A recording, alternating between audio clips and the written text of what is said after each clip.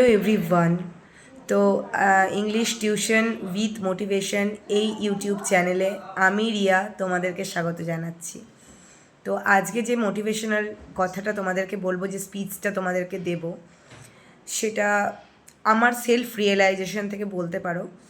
আমার এই বয়সে একটা বাচ্চার মা হিসাবে বা এজের সাথে সাথে যত আমি এগিয়ে গেছি তত আমি রিয়েলাইজ করেছি, এবং এই রিয়েলাইজেশন থেকেই তোমাদেরকে আমি মোটিভেট করার চেষ্টা করছি। তো সেলফ রিয়েলাইজেশন থেকে আমি যে কথাটা তোমাদেরকে আজকে বলতে চাইছি, সেটা তোমরা যদি একটু মন দিয়ে শোনো, তোমরা নিজেরাও উপকৃত হবে। সেটা হচ্ছে, সব কথা না সকলকে বলবে না। সব কথা মানে নিজের লাইফের কথা, ছোটো খাটো যে কোনো বড় সমস্যা, একদম কাছের লোক, একদম নিজের লোক, কাউকেই বলবে না, নিজের মধ্যে রাখার চেষ্টা করবে।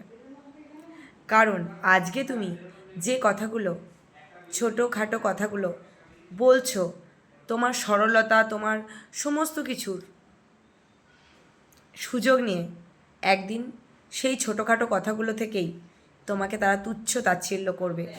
আর সব থেকে বড় কথা, তোমার লাইফের সমস্ত পার্সোনাল কথা যদি তুমি অন্য লোকের সাথে বা অন্য যে কোনো কারোর সাথে, ইভেন তোমার লাইফ পার্টনারের সাথেও শেয়ার করো, তোমার লাইফের একদম পার্সোনাল তোমার কথা, তাহলে তোমার পার্সোনালিটিটা বজায় থাকে না।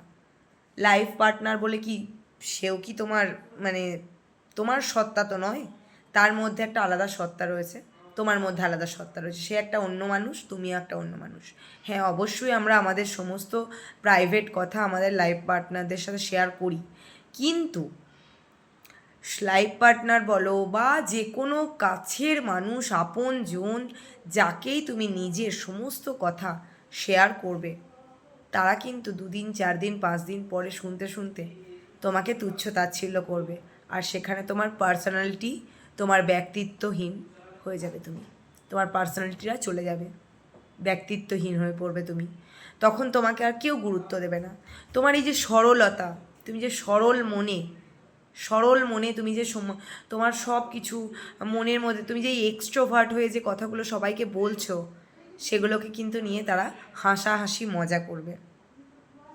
তোমার লাইফ পার্টনার না করুক, সে মনে মনে করবে, কিন্তু বাইরের লোকেরা হাসাহাসি করবে।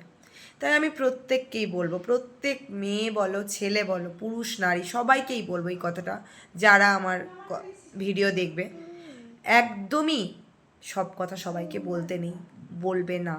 তাহলে নিজের ব্যক্তিত্বহীনতা ভুগবে তোমরাই, পার্সোনালিটি থাকতে পারবে না, থাকবে না পার্সোনালিটি। তো এটাই হচ্ছে আমার আজকের মোটিভেটেড স্পিচ।